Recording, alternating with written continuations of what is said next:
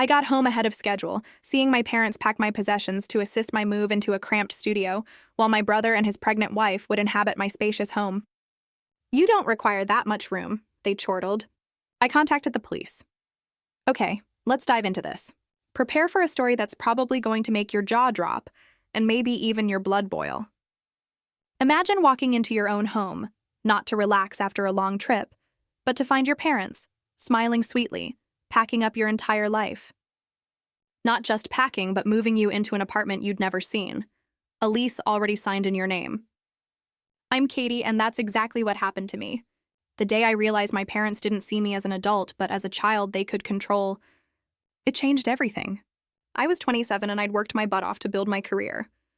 After graduating top of my class from Northwestern, I landed at Meridian Partners, one of Chicago's most prestigious marketing firms. For 5 years, I poured everything into my work. Late nights, weekends, whatever it took. Just last month, that grind finally paid off. I got promoted to senior marketing specialist with my own team and client portfolio. I was flying high, professionally. But my living situation? That wasn't quite what you'd expect for someone my age. I lived in my parents' guest house, on their sprawling suburban property in Northbrook, about 30 minutes outside Chicago. It wasn't that I couldn't afford my own place, I absolutely could. The arrangement started as a temporary thing after college while I paid down student loans, but somehow 3 months stretched into 5 years. I paid rent, insisted on it actually, and tried to maintain my independence as much as possible. The guest house had its own entrance, kitchen, and I handled all my bills. My parents, Robert and Eleanor Parker, always presented it as the perfect setup. Mom would say, "Why waste money on rent when you could be saving for your future?" Usually followed by, "Besides, we love having you close." My younger sister, Madison, had been smarter than me. The moment she graduated 2 years ago, she moved into an apartment downtown with 2 roommates. I envied her clean break, but our relationship remained close. We texted daily and met for dinner at least once a week, carefully picking restaurants halfway between our homes. There had always been signs of my parents' controlling nature, especially my mother's. Oh, I knew. In high school, she helped me apply to colleges by eliminating any she deemed too far away. During college, she'd call my roommates to check if I was studying enough. Even now, she had opinions on everything from my hairstyle to my dating life. Dad was more laid back, but ultimately, he deferred to Mom on most decisions, forming a united front that was virtually impossible to penetrate. About a month ago, I started casually mentioning looking for my own place during our Sunday family dinners. Nothing concrete, just browsing online listings, getting a feel for the market. "I think it might be time for me to find something in the city, closer to work," I'd said. Mom's fork had paused halfway to her mouth. "I knew that look. The commute's never bothered you before." "It's not terrible," I admitted, "but I'm spending nearly 2 hours in the car every day. Plus, I'm almost 28. It might be nice to have my own space." "You have your own space in the guest house," Dad pointed out, though his tone was gentler than Mom's. "I know, and I appreciate it. I'm just starting to look around. No decisions yet." That seemed to satisfy them. For the moment, Mom peppered me with questions throughout dessert. What neighborhoods? How dangerous were those areas? Maintenance issues in old city buildings? Each question felt like a tiny hook trying to snag my resolve, but I answered patiently, thinking I was just preparing them for my eventual move. Boy, was I naive. Last week, I flew to Chicago for an important client presentation. Technically, I worked at the firm's suburban office, but our biggest client was headquartered downtown. The presentation was scheduled for Thursday and Friday, but by Wednesday afternoon, we'd finalized everything. When the client signed the contract on the spot, a huge win for our team, my boss told me to take Thursday and Friday off as a reward. Perfect. I decided to surprise my family by coming home early. Maybe we could celebrate with a nice dinner, and I could casually bring up that I'd been looking more seriously at apartments. I even had a showing scheduled for Saturday, in a neighborhood I really liked. As I turned my car into our long driveway on Wednesday evening, I noticed an unfamiliar vehicle parked behind my dad's SUV. It took me a moment to recognize it as my Aunt Sylvia's sedan. Mom's older sister lived about 45 minutes away and rarely visited without advance planning for some special occasion. My first real indication that something was profoundly wrong came when I spotted several large boxes stacked near the front door of the main house. They were labeled in my mother's neat handwriting, Katie Kitchen and Katie Books. A cold, heavy feeling settled in my stomach. What the hell? I parked and walked toward the house, my wheeled suitcase bumping along behind me. Through the front window, I could see movement, people going back and forth carrying things. I heard hushed voices from inside, my mother's rising occasionally to give directions. What I couldn't understand was why they were packing up my things, and why they were doing it now, without telling me. I pushed open the front door, the familiar creak announcing my arrival before I could say anything. The activity inside froze. My mother stood in the center of the living room, clipboard in hand, while my father and Aunt Sylvia hovered nearby with half-filled boxes. "Katie," Mom exclaimed, her surprise quickly morphing into an unconvincing, saccharine smile. "You're home early." I stepped inside, taking in the scene. The guest room, the one that had been mine since childhood whenever I stayed in the main house, was completely dismantled. My bookshelves were empty, dresser drawers pulled out, framed photos packed away. Even more disturbing, there were boxes labeled with items from the guest house, my actual living space. "What's going on?" I asked, my voice barely above a whisper. Mom beamed at me as if this was the most natural, wonderful thing in the world. "Oh, Katie, we found you the perfect apartment." "Isn't that wonderful?" Dad at least had the decency to look uncomfortable, shifting his weight from one foot to the other. Aunt Sylvia became intensely interested in folding a sweater that had already been folded. "You what?" I managed, still frozen in the doorway. Mom bustled over to the coffee table and picked up a stack of papers, thrusting them toward me triumphantly.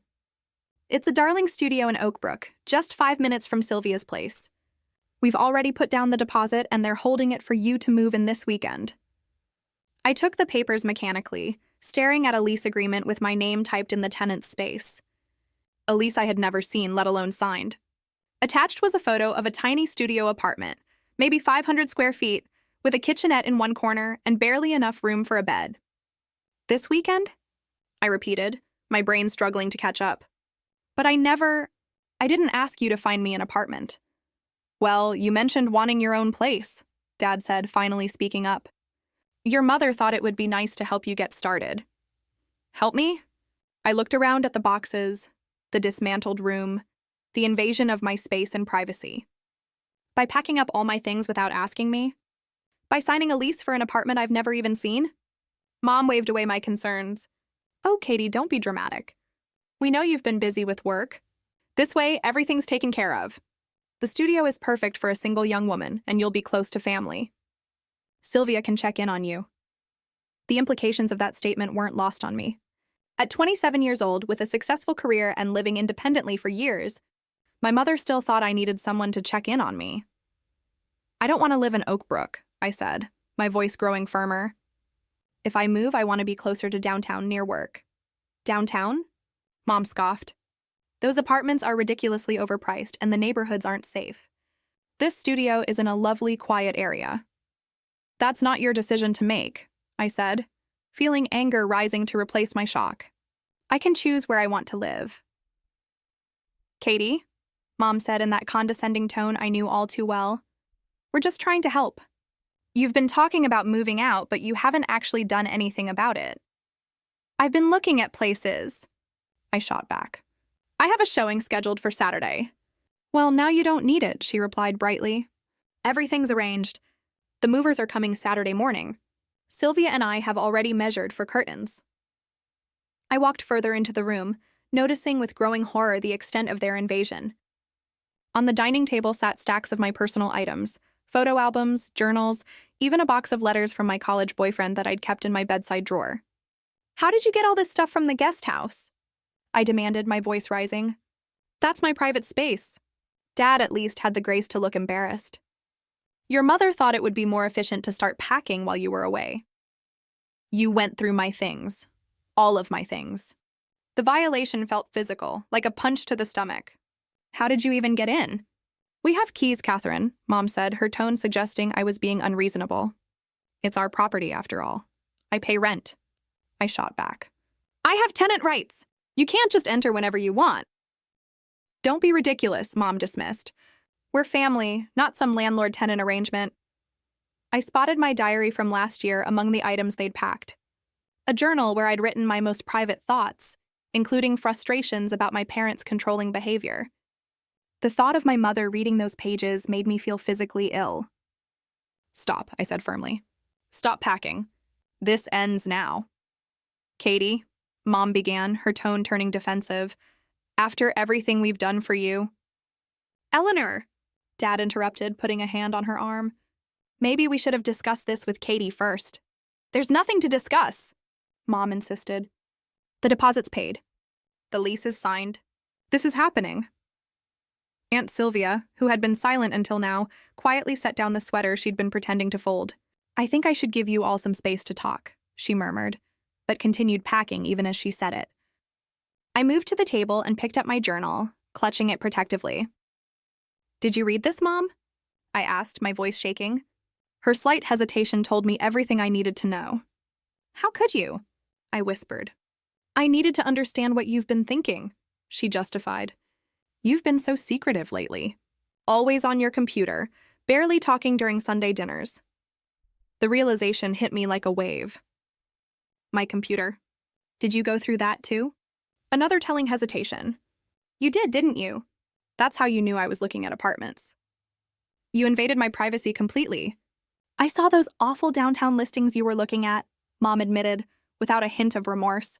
Ridiculously overpriced and in such questionable areas. I knew we had to step in before you made a terrible mistake. The depth of the violation was still sinking in. My parents hadn't just packed my things. They'd systematically invaded every private aspect of my life to maintain control over my decisions. How did you even know I'd be away until Friday? I asked suddenly. I never told you my exact schedule. Dad looked away, but Mom lifted her chin defiantly. I called your office as your emergency contact. That new assistant of yours was very helpful. You posed as me? I was aghast. That's completely inappropriate. It was necessary, Mom insisted. Otherwise, we wouldn't have had enough time to arrange everything. I looked at my father, hoping to find an ally, but he just shrugged helplessly. Your mother thought it would be a nice surprise, he offered weakly. The patterns of my entire life flashed before me. College applications mysteriously lost for schools more than 3 hours away. A scholarship opportunity my mother forgot to tell me about until after the deadline. Boyfriends subtly criticized until I began to doubt the relationships myself. Even my career choice had been influenced by their constant comments about the stability of marketing compared to my original interest in photography. I reached for my phone to call Madison, needing someone to talk to, only to be sent straight to voicemail. Perfect timing for her phone to be off. Catherine, Mom said, using my full name as she always did when laying down the law. I know you're upset, but you're overreacting. This is for your own good. My own good? I repeated incredulously. How is violating my privacy and making decisions about my life without my input for my own good? You're not thinking clearly about this, she continued. The studio is perfect for a single woman. You don't need all that space you were looking at downtown. That's not for you to decide. Well, someone needs to make sensible decisions here, she snapped, her facade of helpfulness finally cracking. You clearly aren't ready to make these choices on your own. The implication that at 27, with a successful career and independent life, I somehow wasn't capable of choosing my own apartment was the final straw. Put everything back, I demanded. Now. I'm not moving into that studio. It's too late, Mom replied coldly. The deposit is non-refundable. That's your problem, not mine, I said, surprising myself with my firmness. I never asked you to do any of this. After all we've done for you, she began, her voice rising. This is the thanks we get? It was the beginning of a familiar script, one I'd heard throughout my life whenever I pushed back against their control. The guilt trip, the reminder of all I owed them, the implication that independence equaled ingratitude. For the first time, I wasn't going to play my part. What exactly have you done for me that gives you the right to make my decisions? I asked, my voice steady despite the storm inside me. Because from where I'm standing, this looks like control, not love. Mom's eyes widened in shock. This wasn't how our arguments usually went. Typically, I'd get emotional. She'd remain cool and reasonable. And eventually, I'd give in to keep the peace. Control? She repeated incredulously. We've given you everything. A place to live, support for your career. I pay rent, I interrupted. I've been financially independent since graduation. And as for my career, you tried to talk me out of taking my current job because it wasn't the safe choice you wanted. We only want what's best for you, Dad interjected, trying to defuse the situation. No, I said firmly. You want what you think is best for me, which isn't the same thing. Mom's face hardened. This apartment is happening, Catherine. We've already given notice on the guest house. The words hit me like a physical blow. You what? We gave notice, she repeated. Your cousins, Thomas and Amber, need a place to stay while their house is being renovated. They're moving into the guest house next month. Without asking me? I was nearly shouting. That's my home.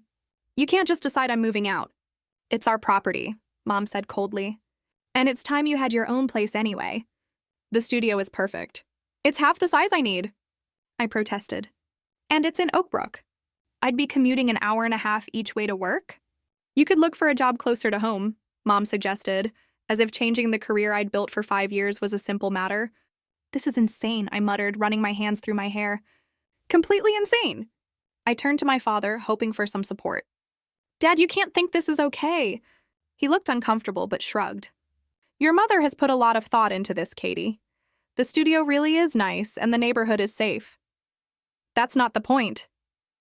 I was struggling to make them understand. The point is that this is my life, my decision. I walked over to one of the open boxes and peered inside, then felt my heart drop. Where's my grandmother's jewelry box? It had been a special gift from my dad's mother before she passed away. Mom and Dad exchanged glances. Mom? I prompted, a new fear taking hold. Where is it? Well, Mom began, not quite meeting my eyes. Since you weren't using it much, I thought Amber might appreciate having it. You gave away my grandmother's jewelry box? I was incredulous. Without asking me?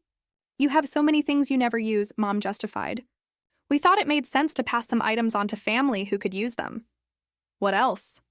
I demanded, looking around frantically. What else did you give away? Neither of them answered immediately, which told me everything. The antique desk from the guest house? I asked, remembering the piece I'd refinished myself in college. Dad looked away. My photography equipment from college? Mom stiffened. You haven't used that in years. Thomas's daughter is interested in photography, so you just gave it away? I finished, my voice breaking. Do I own anything in your eyes, or is everything just yours to distribute as you see fit? Don't be dramatic, Mom snapped. They're just things. They're my things. I shouted, no longer caring about keeping my composure.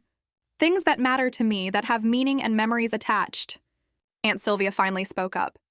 Eleanor, maybe you should have asked Katie first. Stay out of this, Sylvia, Mom said sharply. This is between us and our daughter. I felt tears welling up but fought them back. This is beyond control, I said quietly. This is a complete disregard for me as a person.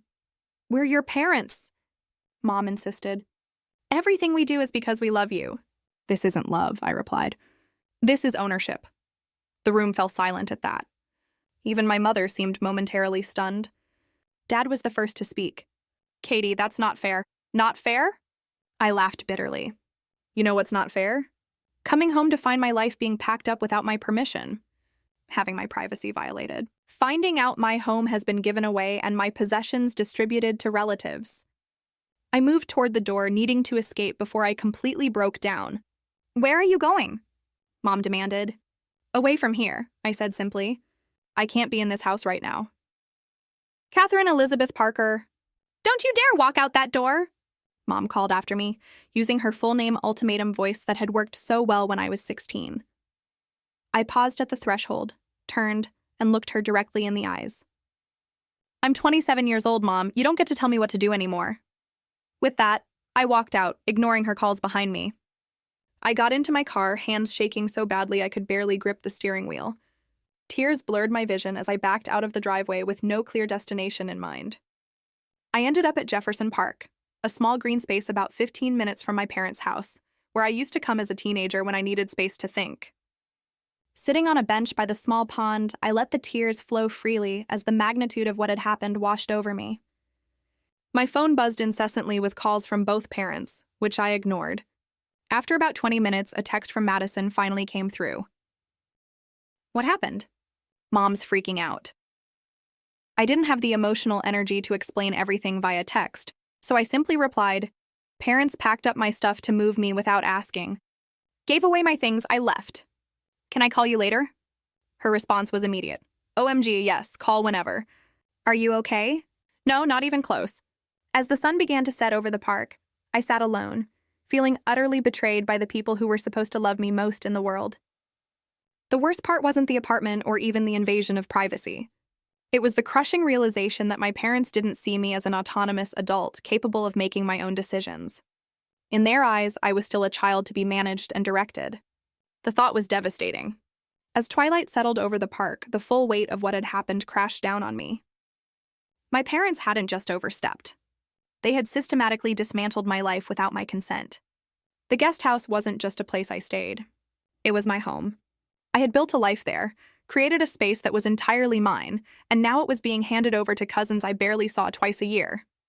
I scrolled through my phone, looking at the missed calls from my parents. 10 from Mom, 3 from Dad. There were also several text messages, ranging from angry demands to know where I was, to worried questions about my safety, culminating in guilt-inducing statements about how worried they were. The most recent text from Mom read, "Catherine, this behavior is completely irresponsible. Your father and I are beside ourselves with worry.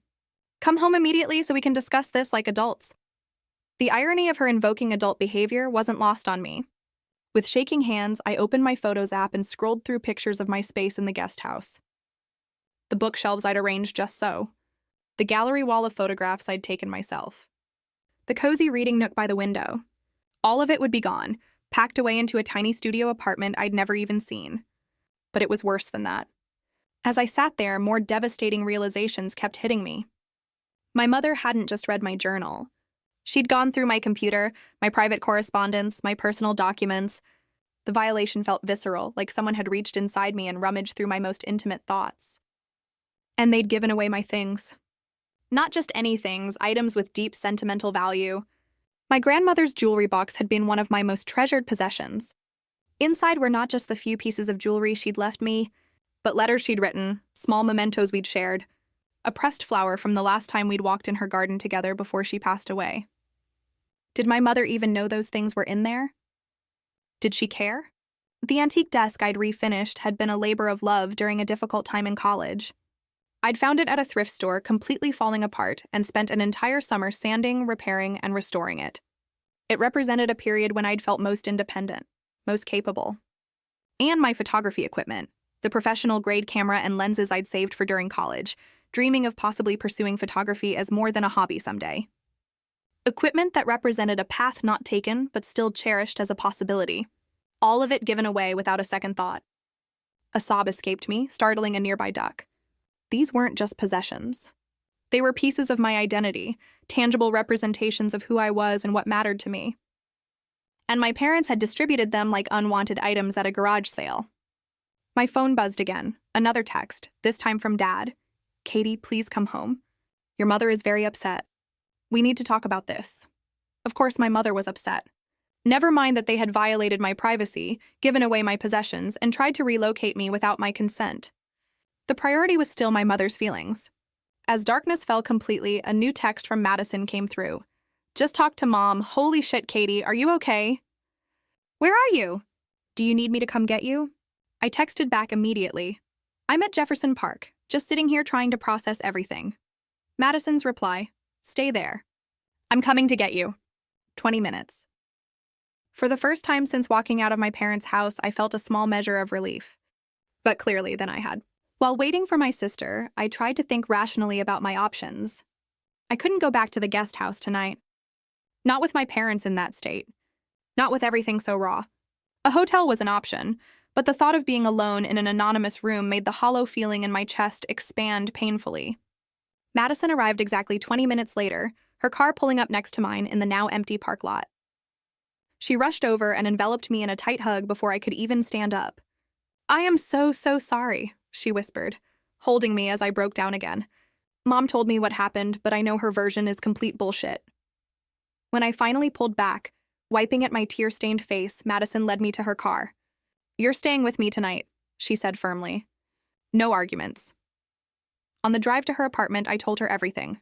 The apartment lease, the invasion of privacy, the redistributed possessions, the given-away guest house. Madison's knuckles turned white on the steering wheel. "They've always been controlling," she said, "but this is next level. Did you know they've been planning this for months?" I turned to her, shocked. Months? How do you know that? She winced. Mom mentioned at Easter that they were thinking of letting Thomas and Amber use the guest house for their renovation. I assumed they discussed it with you. Easter was 2 months ago, I said numbly. They've been planning to kick me out for 2 months without saying a word. I'm so sorry, Katie, she said. I should have asked if you knew. We rode in silence for a few minutes before Madison spoke again. You know you can stay with me as long as you need, right? The couch pulls out and it's actually pretty comfortable. Thanks, I said gratefully. I just need a few days to figure things out. But as we arrived at her small one-bedroom apartment, another horrible thought struck me. My work clothes, my laptop, everything I need is still at the house. Madison's expression hardened. We'll deal with that tomorrow. Right now, you need to rest. That night, lying on Madison's pull-out couch, sleep eluded me. My mind kept replaying every moment of the confrontation, every violation, every dismissal of my feelings and autonomy. By dawn, I'd come to a devastating conclusion. I couldn't continue having a relationship with my parents as it had been. Something fundamental had to change. The next morning, Madison called in sick to work to help me figure out my next steps. We sat at her tiny kitchen table, making lists of what I needed immediately versus what could wait. You need clothes, your work laptop, and essential documents, Madison said practically. Everything else can wait until you have a place to stay. I can't believe I have to find an apartment immediately, I said, the stress making my head pound. The housing market is so competitive right now. Madison hesitated. I've been thinking about that. My lease is up in 2 months. What if we looked for a 2-bedroom together? It would be tight until then, but we could make it work. The offer was tempting, but something inside me resisted. I think I need to do this on my own, I said slowly. I've been letting other people make decisions for me for too long. She nodded, understanding immediately. Then we find you your own place, but my offer stands if you change your mind. My phone buzzed with another text from Mom. Catherine, this has gone on long enough. Your father and I expect you home today. The movers are coming tomorrow morning for your things. This studio apartment is non-negotiable at this point. The audacity was breathtaking. Even now, after everything, she was still trying to dictate terms. I showed Madison the text and her eyes widened. Non-negotiable? Is she serious? Completely, I said grimly. That's how it's always been. Their way or nothing. And what happens if you just refuse to move into the studio? I considered the question. I guess they're stuck with a lease they can't use, but they've already given away the guest house, so I'd still be homeless. Madison squeezed my hand. Not homeless. You have me. As we sat there planning, my phone rang. It wasn't my parents this time, but Alicia Ramirez, a colleague from work who had become a good friend over the last year. Katie, she exclaimed when I answered. I've been trying to reach you. Congratulations on landing the Peterson account. The whole office is buzzing about it. The Peterson account. In all the chaos, I'd completely forgotten about my professional triumph. Thanks, Alicia, I said, trying to inject some enthusiasm into my voice. She paused. Are you okay? You sound strange. Before I could stop myself, the whole story came pouring out. Alicia listened without interrupting, making only occasional sounds of disbelief or outrage. When I finished, she didn't hesitate. You're coming to stay with me, she declared. I have a 2-bedroom apartment, and my roommate moved out last month. I've been looking for someone to take the 2nd bedroom anyway. Alicia, I can't impose. It's not imposing if I'm offering, she cut me off. The room is sitting empty. Rent would be reasonable. Whatever you were paying for the guest house is fine. No strings attached. Are you sure? I asked, hope rising for the first time since this nightmare began. Absolutely positive. And the best part? I live in River North, exactly the neighborhood you were looking at for apartments. You'd be 15 minutes from the office. The offer was almost too good to be true. A room in a neighborhood. I loved, with someone I trusted, available immediately. Can I think about it? I asked, needing to process this unexpected lifeline. Of course, Alicia said. The offer stands whenever you're ready. After hanging up, I looked at Madison, who had heard my side of the conversation. That sounds perfect, she said, smiling. And it would give you time to find your own place without pressure. For the first time in 24 hours, I felt a glimmer of hope. I had options, real options that I could choose for myself. But first, I needed to face my parents and reclaim what was mine. As Madison and I sat in her apartment strategizing, a strange calm settled over me. This crisis, as painful as it was, had brought something into crystal clear focus. The pattern of control had been present my entire life, and I had been enabling it. I remembered a conversation with my work mentor Janet several months earlier. We'd been discussing a difficult client, and I'd mentioned my tendency to give in to unreasonable demands to keep the peace. Setting boundaries isn't just about what you say no to, Janet had told me. It's about defining who you are and what you'll accept in your life. The hardest boundaries to set are with the people who don't believe you have the right to have any. At the time, I thought she was just talking about client relationships. Now, I realized how profoundly her words applied to my family situation. "This is my breaking point," I said aloud to Madison. "I can't keep living like this." Madison nodded, understanding immediately. "What do you want to do?" "I'm going to take Alicia up on her offer," I decided. "It's the perfect solution for now. But first, I need to get my essential belongings from the house." "I'll come with you," Madison said firmly. "You shouldn't face them alone." I shook my head. "I need to do this myself. But would you mind being my backup? Maybe waiting in the car?" "Absolutely," she agreed. "And I'm calling Alicia to join us. The more support you have, the better." Alicia readily agreed to meet us at my parents' house. "Safety in numbers," she said. "Plus, I have an SUV with plenty of space for your things." Before leaving, I took some time to prepare myself mentally. This confrontation would be different from any I'd had with my parents before. I wouldn't be emotional, defensive, or seeking their approval. I would be clear, firm, and focused on my own needs. I also took practical steps to protect myself. I called my bank to ensure my parents weren't listed on any of my accounts and couldn't access my finances. I emailed my boss, explaining I needed emergency personal leave for Friday, promising to be back Monday with a completed Peterson presentation. I even made an appointment with a therapist Alicia had recommended, recognizing I would need professional help to process this family trauma. By mid-afternoon, we were ready. Madison drove us to the familiar suburban street where I'd grown up, parking across from the house. Alicia arrived minutes later, giving me a fierce hug before we approached the front door together. I took a deep breath and rang the doorbell, a symbolic act as I still had my key, but I wanted to establish from the start that this was no longer my home. Mom opened the door, her expression morphing from hope to weariness when she saw Madison and Alicia flanking me. "Catherine," she said stiffly, "finally decided to come home, I see, and you've brought friends." "Support," I corrected. "May we come in? I need to collect some of my belongings." She stepped aside reluctantly. Dad appeared from the kitchen, looking both relieved and apprehensive. "Katie," he said, moving toward me for a hug that I subtly stepped away from. "We've been so worried." "I let you know I was safe," I said evenly. "I stayed with Madison last night." The living room still contained stacks of boxes with my possessions, though fewer than yesterday. I noticed several were now missing. "Where are the rest of my things?" I asked. Mom lifted her chin. "We continued packing while you were having your episode. Some boxes are already at the studio."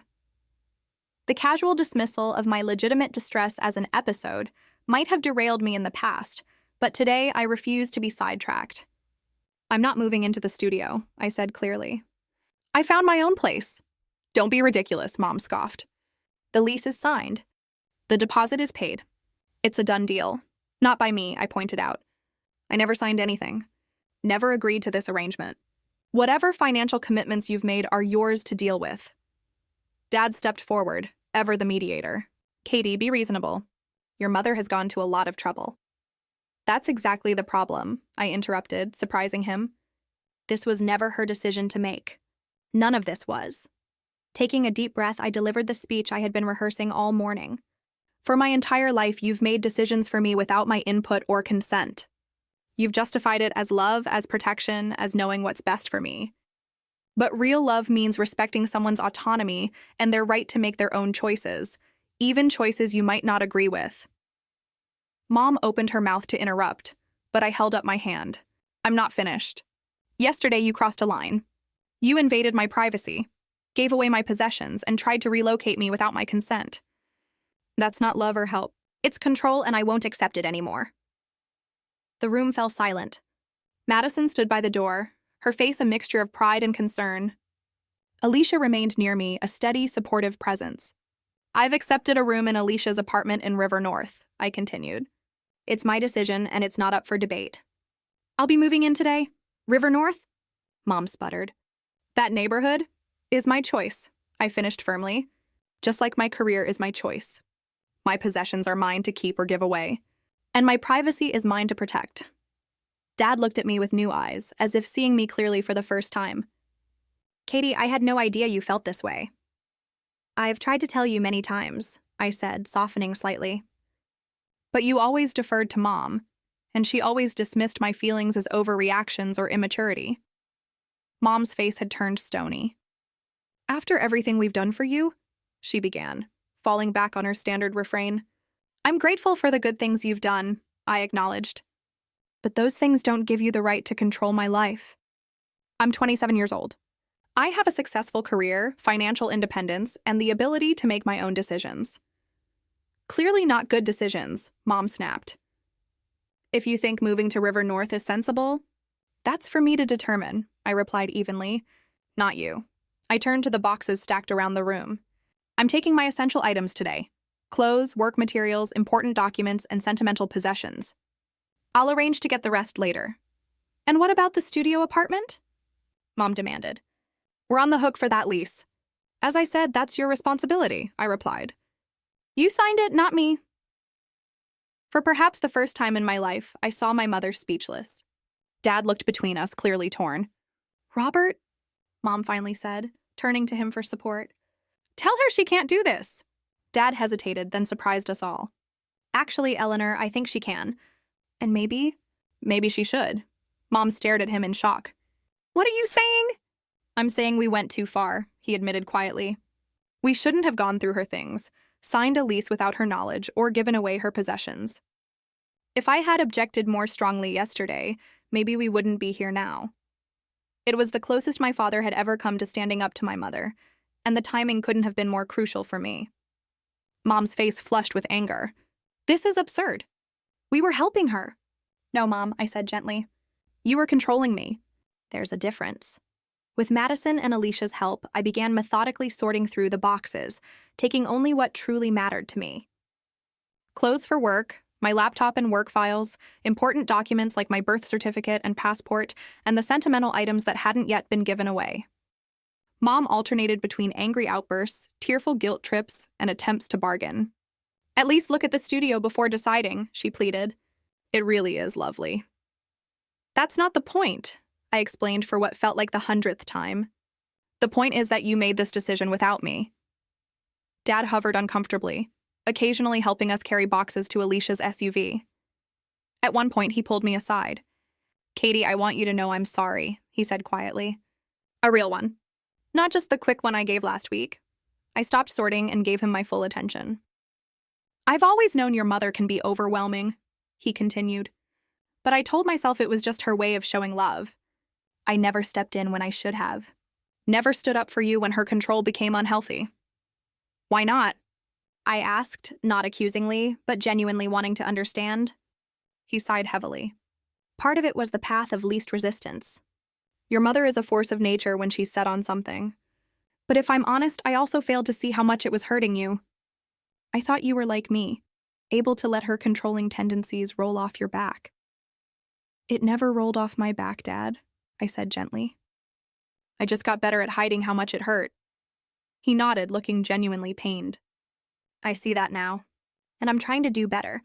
I've suggested we both see a counselor to work on healthier relationships with you and Madison. This was so unexpected that I momentarily couldn't speak. Mom agreed to counseling? I finally managed. Not yet, he admitted. But I'm not giving up. Seeing you walk out last week, it was a wake-up call. I don't want to lose my daughter because we couldn't respect her as an adult. Impulsively, I hugged him, the first real contact we'd had since this whole ordeal began. Thank you, Dad, that means a lot. By early afternoon, we had retrieved everything that mattered to me, including making a trip to the studio apartment to collect the few boxes that had been delivered there. I was surprised by how small and cramped the studio actually was, confirming my instinct that it would have been completely wrong for me. As we finished loading the last items into Paul's truck, Dad handed me a small wooden box I didn't recognize. What's this? I asked, opening it to find my grandmother's jewelry box inside along with all its contents. I tracked it down from Amber, he explained. Told her there had been a misunderstanding. The desk and photography equipment are being returned, too. I can have them delivered to your new place when they arrive. Tears sprang to my eyes. Thank you, I whispered, clutching the box to my chest. As we prepared to leave, Dad asked hesitantly, would it be okay if I called you sometime? Just to check in. I'd like that, I said sincerely. Maybe we could have lunch next week. Just us. His face brightened. I'd like that very much. We had just finished loading the vehicles when another car pulled into the driveway. My mother emerged, her expression darkening as she took in the scene. The loaded vehicles, my friends, and me clearly in the process of removing my remaining possessions. What's going on here? She demanded, approaching rapidly. Robert, what have you allowed? Before Dad could respond, I stepped forward, keeping my voice calm and even. Hello, Mom. I came to collect the rest of my things. Without even calling first? She said indignantly. This is still our home, Catherine. I know, I acknowledged. And I appreciate Dad helping us today. She looked at the loaded vehicles, her expression a mixture of anger and something that might have been fear. So this is really happening? You're really leaving? I already left last week, I reminded her gently. Today I'm just collecting my belongings. She turned to Dad accusingly. And you helped her behind my back. Dad straightened his shoulders in a way I'd rarely seen. It's her property, Eleanor. She has every right to it. Mom's eyes widened at this uncharacteristic defiance. She turned back to me, her voice taking on the wounded tone I knew so well. After everything we've done for you, this is how you repay us? Sneaking in while I'm out, turning your father against me? In the past, this approach would have worked. I would have felt guilty, defensive, eager to smooth things over. But therapy, even just one session, had helped me see this dynamic more clearly. Mom, this isn't about repayment or taking sides, I said calmly. It's about me making my own decisions as an adult. I love you, but I need you to respect my boundaries. Boundaries? She repeated as if it were a foreign word. You're our parents? Yes, you are. And I'll always be your daughter, but I'm also an adult with the right to make my own choices. She looked at me as if seeing a stranger. Perhaps in a way she was. The daughter she'd always been able to control was gone, replaced by someone who could stand firmly in her own power. We're leaving now, I said, gesturing to my friends who had been watching this exchange tensely. Dad has my new address if you'd like to send mail. And when you're ready to talk, really talk, without trying to control the outcome, I'd be happy to hear from you. With that, I walked to Madison's car and got in, watching through the window as Dad put his arm around Mom's rigid shoulders. As we drove away, I felt no triumph or vindication, only a mix of sadness and hope. The relationship wasn't over, but it was fundamentally changed. And that change, painful as it was, had been necessary for my own well-being. You okay? Madison asked as we merged onto the highway. I considered the question carefully. Not completely, I said honestly. But I will be. 1 month after moving into Alicia's apartment, I stood in my new room, marveling at the transformation. The space had become truly mine in a way my room in the guest house never had been. I'd painted one wall a bold teal color that Mom would have hated, a color that spoke to me rather than matching the decor. I arranged my books by genre instead of size and color, as Mom had always insisted. It looks amazing in here, Alicia commented, leaning against the doorframe. I barely recognize it as the same room. Thanks for letting me make changes, I said gratefully, and for everything else. Living with Alicia had been a revelation. She respected my privacy, never entered my room without permission, and treated me as an equal partner in household decisions.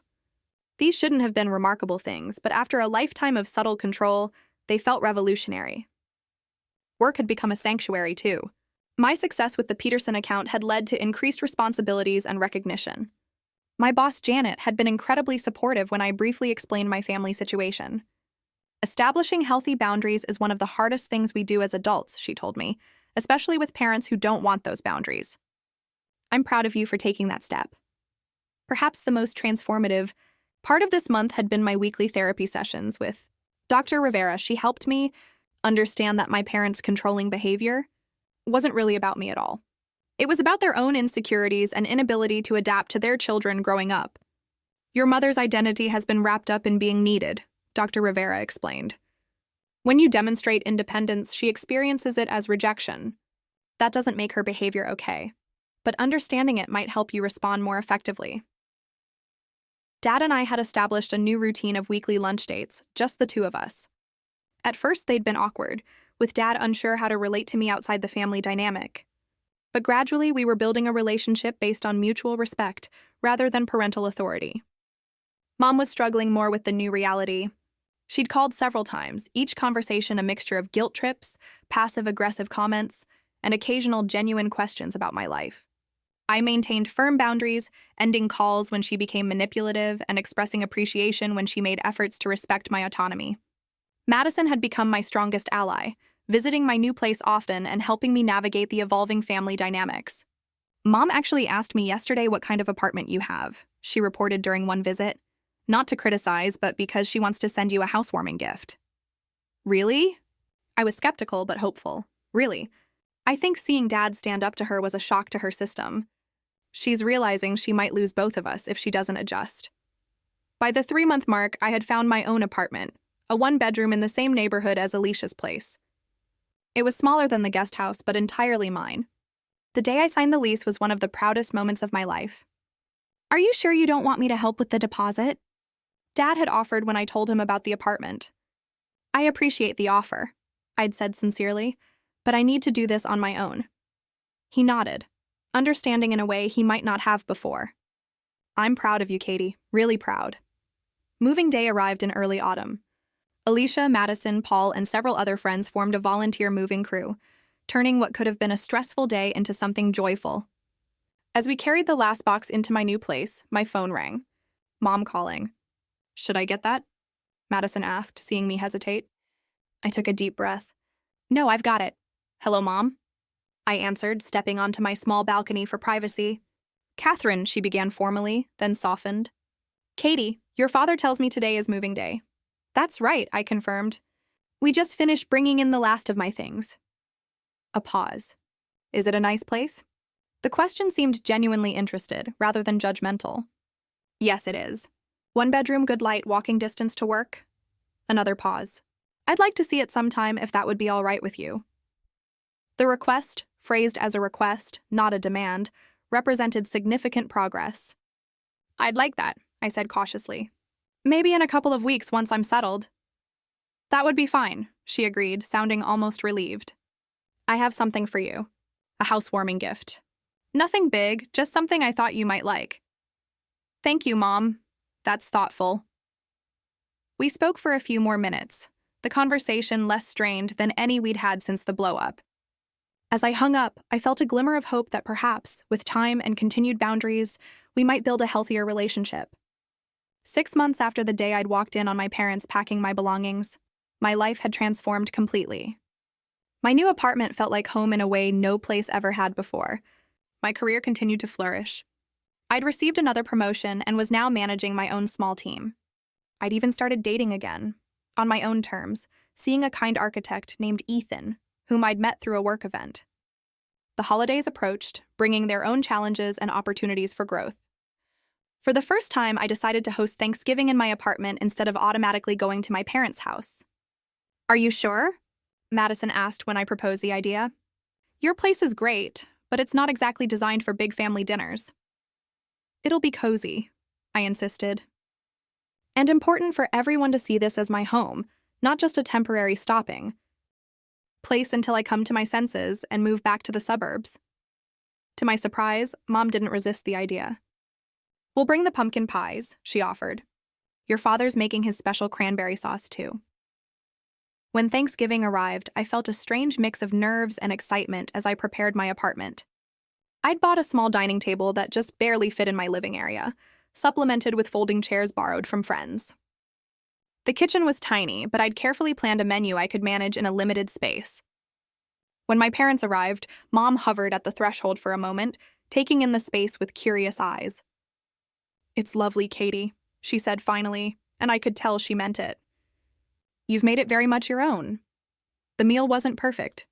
The turkey was slightly overdone, and we had to use the coffee table as a sideboard for extra dishes, but it was authentic in a way family gatherings had never been before. Dad told jokes, Madison brought her new boyfriend, and Mom actually asked questions about my life instead of offering unsolicited advice. As we finished dessert, Mom cleared her throat nervously.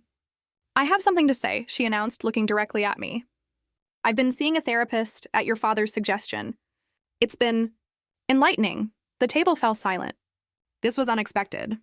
"I'm beginning to understand that my need to control came from fear," she continued. "Fear of you girls making mistakes. Fear of not being needed anymore. Fear of losing my purpose as a mother." She took a shaky breath. "It doesn't excuse how I behaved, but I'm working on it. And I want to thank you, Katie, for having the courage to set boundaries that I should have respected all along." Tears sprang to my eyes as I reached across the table to squeeze her hand. "Thank you for telling me that, Mom. It means a lot." The road to healing wasn't straight or simple. There were still difficult moments, times when Mom slipped into old patterns or when I reacted with ingrained defensiveness. But there was progress, real progress, built on honest communication and mutual respect. As I reflect on the journey of these past 6 months, I'm struck by how a crisis that felt like the end of something important became the beginning of something better. The day I walked in to find my parents packing my belongings wasn't just about an apartment or possessions. It was about who had the right to make decisions about my life. I learned that being controlled isn't the same as being loved. That independence isn't just about where you live, but about having the freedom to make your own choices, and sometimes your own mistakes. That family relationships can evolve and heal, even after profound breaches of trust. Most importantly, I discovered a strength in myself I hadn't known existed. The courage to stand firm in my own truth, even when facing the people whose approval I'd sought my entire life. The journey isn't over. Healing rarely follows a neat timeline, and old patterns can resurface in moments of stress. But I face the future with a new sense of confidence and clarity. My life is my own now, my decisions made on my terms. My home a true reflection of who I am, rather than who someone else thinks I should be. Sometimes the most valuable thing we can lose is the need for others' approval.